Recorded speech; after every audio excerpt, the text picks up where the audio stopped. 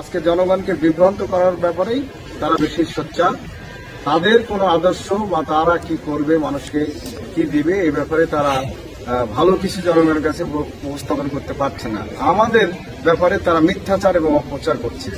আমাদের জমি জমা, আমরা বলছি আগে যে একত্রিতই আমরা আছি, আর কেউ কারো জমি ফাঁকি দিয়ে নেওয়ার কোনো সুযোগও নাই। এগুলো সম্পূর্ণ মিথ্যা, এটা বানাও এবং এগুলো আমাকে হেয় করার জন্য।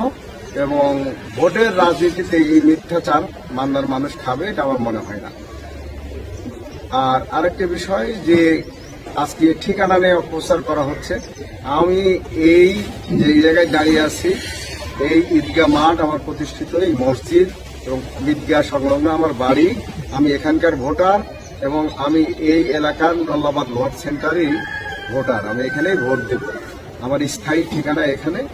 আমার ছেলে মেয়ে তাদের পড়াশোনা ইত্যাদির কারণে অস্থায়ীভাবে আমি নওগাঁ থাকি। প্রত্যেকটা মানুষের স্বপ্ন স্বাদ থাকে, হয়তো শহরে একটা বাড়ি, সেই স্বপ্ন স্বাদের ভিত্তিতে শহরে একটা খণ্ড জমি আছে, সেখানে আমি একটা বাড়ি করেছি। স্বল্প দিন হলো সেখানে আমি ভাড়া বাড়িতেই থাকতাম দীর্ঘদিন, 20 বছর প্রায় শহরে।